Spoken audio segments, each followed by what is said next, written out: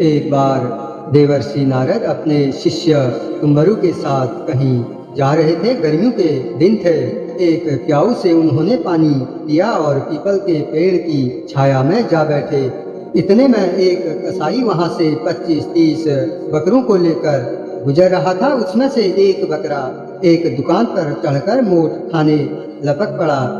उस दुकान पर नाम लिखा था सगाल चंद सेठ। दुकानदार का बकरे पर ध्यान जाते ही उसने बकरे के कान पकड़कर 2-4 घूंसे मार दिए। इतने में बकरे के मुंह से सारे मोट गिर पड़े। फिर कसाई को बकरा पकड़ाते हुए कहा, जब इस बकरे को तू हलाल करेगा तो इसकी मुंडी मेरे को देना, क्योंकि यह मेरे मोट खा गया है। देवर्षि नारद ने जरा सा ध्यान लगाकर देखा और जोर से हंस पड़े। तुम्बरु पूछने लगा, गुरुजी आप क्यों हंसे? उस बकरे को जब घूंसे पड़ रहे थे तब तो आप दुखी हो गए थे, किंतु ध्यान करने के बाद आप हंस पड़े, इसमें क्या रहस्य है? नारद जी ने कहा, छोड़ो भी, यह तो सब कर्मों का फल है। शिष्य बोला, नहीं गुरुजी, कृपा करके बताइए। इस पर नारद जी ने अपने शिष्य से कहा, इस दुकान पर जो नाम लिखा है सगाल चंद सेठ, वह सगाल चंद सेठ स्वयं यह बकरा होकर आया है। यह दुकानदार सगाल चंद सेठ का ही पुत्र है।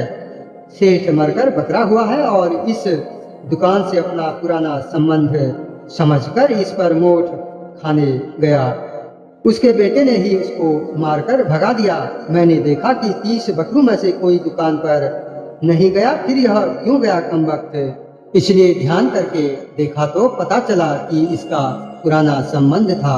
जिस बेटे के लिए सगाल चंद सेठ ने इतना कमाया था, वही बेटा मोट के 4 दाने भी नहीं खाने देता और गलती से खा लिए हैं तो पिता की मुंडी मांग रहा है।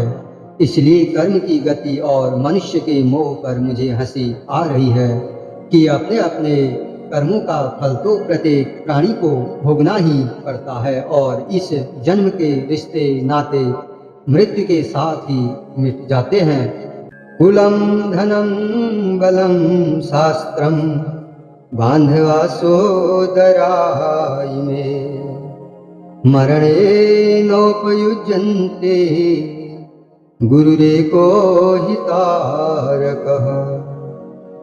अपना कुल, धन बल, शास्त्र, नाते, रिश्तेदार, भाई, ये सब मृत्यु के अवसर पर कुछ काम नहीं आते। एकमात्र गुरुदेव ही उस समय तारणहार है।